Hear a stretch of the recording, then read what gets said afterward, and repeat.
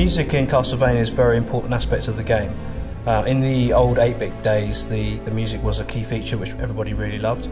And we wanted to do something different, but we wanted to maintain the quality of the music that we'd seen in previous games.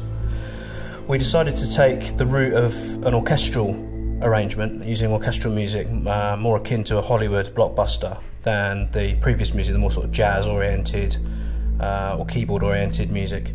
But nevertheless, we still felt that we wanted to have the flavour of Castlevania in there. Many themes that we've seen in Castlevania games before are there within the new music.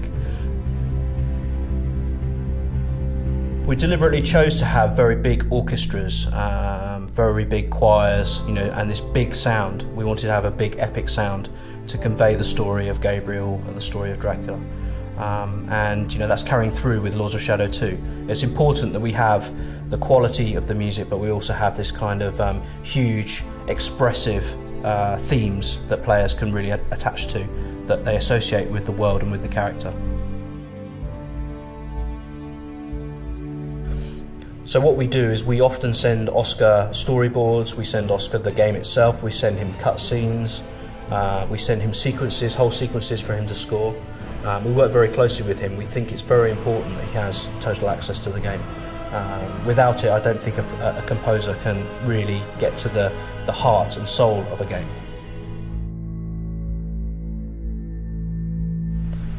I originally heard about Oscar through Enric at Mercury Steam. He came recommended by Enric because he'd made games for Mercury Steam before, through Scrapland and Jericho.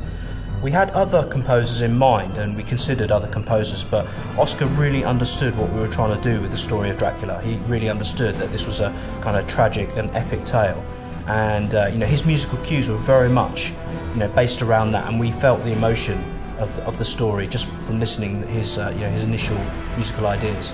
And at that point I decided that that Oscar's the man for the job. And I'm so glad I did, because Oscar is very collaborative. He has often really good ideas about how he can make a scene work even better, because music is the emotional core of some of the things that we see in Castlevania.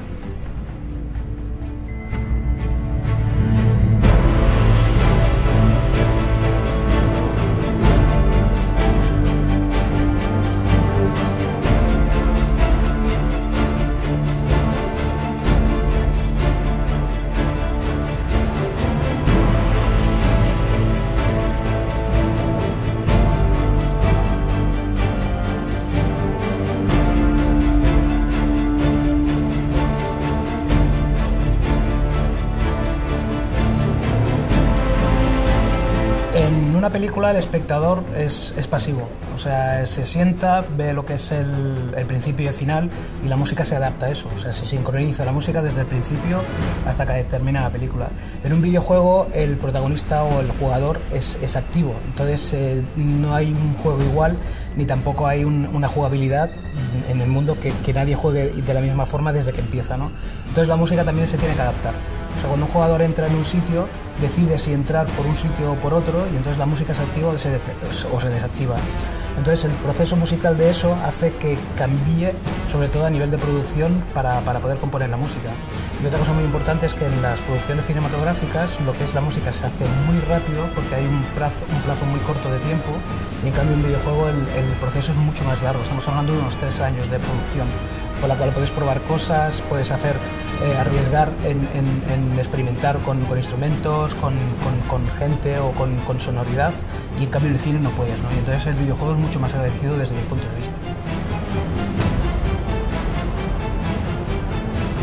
En el Castlevania se ha centrado la música siempre en Gabriel. Gabriel es un personaje muy poderoso que tiene una fuerza innata, o sea, pero no a nivel físico, sino a nivel de historia, que me permitía crear unas atmósferas y sobre todo unas melodías que se adaptaran a él, sobre todo para demostrar su vida trágica, que hacía todo por amor y por conseguir a Marie. Y eso daba mucho juego, porque generalmente los videojuegos se suele hacer de la manera de combate, la manera de atmósfera, de un poco de investigación o de descubrimiento de cosas, pero que tuviera una fuerza tan brutal en la música con un personaje creo que no se había hecho nunca. Y por eso yo creo que ha sido una de las fuertes de la banda sonora, y que gracias a ello también ha ganado muchos premios por eso, creo. Bueno, grabar en Abbey Road es lo mejor, o sea, no hay mejor orquesta en el mundo que, desde mi punto de vista, y creo que desde el punto de vista de muchos compositores, es el mejor estudio y la mejor orquesta.